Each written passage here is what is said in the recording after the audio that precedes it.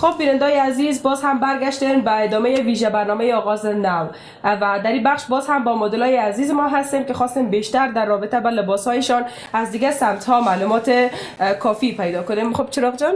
بله ډیر زیات مننه قدموندونکو لکه څنګه چې لالا جان یادونه وکړه مخکې آرش جان چې د دوی د ټیم د دوی د ډلې مشر و هغه موږ سره و د هغه ملګري نور راغلل نو دوی سره به د دوی د جامو په هکله دا چې دوی په سر کې به دوی هر یو خپل ځان رو بيژني مهرباني در نخست همتون به ما خود معرفی کنین. سلام عرض ادب خدمت شما.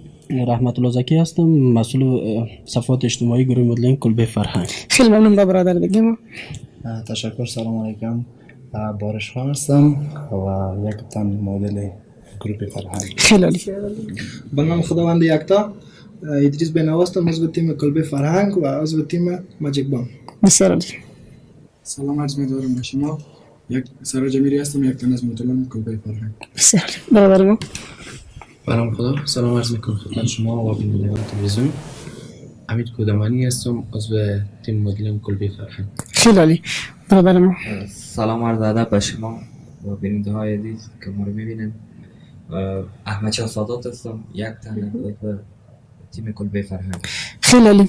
زکی جان شروعش از شما میکنیم. لباسایی که بر تن داری میشه برای بیننده های ما معلومات بدی؟ ولی چرا نه، لباس های پاکی می باشه که البته این لباس پیرانتنبان واسکت که و امروز یک لنگی لنگوته می باشه و همچنان یک دانه شمشیر با خود داره که بعد در لالا جان نترسی خب؟ نه خیر چراغ جان، بسیار زیبا. مهربانی. در ولایت مثلا در بعض در سابقه مثلا چی نبود نه اصلا چیزا نبود، از این شمشیر از چیزا بود بیشتر استفاده میشد. مربوط به دامادی است دیگه، لباس دامادی است. بله دیگه از اون حساب میشه و از اون سمت پکتیا می باشه. خیلی ممنون. لباسای برادر ما رو به ما معرفی کنین. لباس اینا لباس ننگرهار می باشه که یک پتو داره و پیرانتنبان و یک لنگی سیاه که در اون سمت هم بیشتر دوستای ما از این لباس استفاده میکنن. زکی جان سوالی که پیش ما هست، زیاتر مردم امی ولایات اقوام ولایات فعلا از این لباساش استفاده نمیکنن. هدف شما هم یک هدف شما هم امیسته که نیاکان بتن و به مردمی پیام برسن تا از لباسای نیاکان خود استفاده کنن. بله اینمی گپ است که بیشتر دوستای ما هستن مثلا وقدر اقتصادشون هم خوبتر نمی باشه که مثلا از این لباسا استفاده کنن و ما از هر ولایت خود لباسش به نمایش میگذاریم تا همه بیننده ببینن که از کدام ولایت کدام رنگ یک لباس داره. مهربانی. لباسایی که خیلی شیک خیلی مقبول برادر ما. و این برادر ما ادریس جان که از ما یک گروه دیگه داریم به نام ماجیک برند است که او گروه ما لباسای کلاسیک ماست که ما دیگه استفاده میکنیم و در سال نو بخیر افتتاحیش میشه که بعد از یعنی تا به حال این گروه مدل جدیدتان افتتاح نشده؟ سرش کار روان است که افتتاحش بخیر در سال نو می باشه. کلا مربوط به کت شلوار میشه؟ کلاسیک بله کلاسیک است، دریشی است. بله. خب زکی جان درباره لباسای اول لباسای خودتون رو به ما معرفی کنین و باز هم لباسای برادر رو به ما معرفی کنین. بله چرا نه، لباسای ما لباسای پکتیا می باشه که پیرانتنبان است، واسکتی که از دار گلاباتون ساخته شده است و دیگه همون لنگوته است.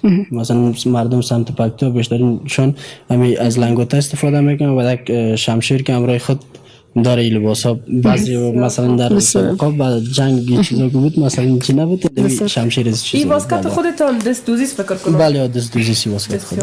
وقتش هم خیلی زیاد میگیره تا که دختر. بله وقتی بیشتری میگیره. خب زکی جون من فکر میکنم هدف شما یکی هم هدف شمایی خود بود که ما از ولایت پکتیا هستیم ولی مردم پکتیا فعلا از این لباس استفاده نمیکنن.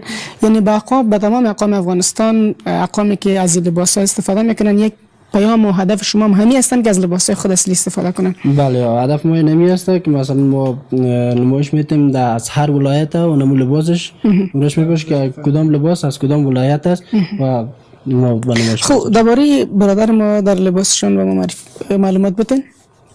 لباس از اینا لباس هلمند می باشه و پیرانتنبان است، یک پتو همراه خود داره و یک لنگی است، لنگوته که در سرشون و یک توله همراه خود دارن. خب بسیار خوب. از برادر ما از برادر ما لباس مثلا ما میتونیم میره کلاسیک بگویم که در بعضی از دفاتر هم میتونن دوستای ما استفاده کنن و ای از گروپ دیگه ما که به نام ماجیک برند است در او که در سال نو بخیر افتتاح میشه و پیش از پیش ما کاراش خلاص کردیم این در جریان از دیگه خلاص بخیر افتتاحش هم در سال نو کنیم دیگه ای از لباس کلاسیک ما میه.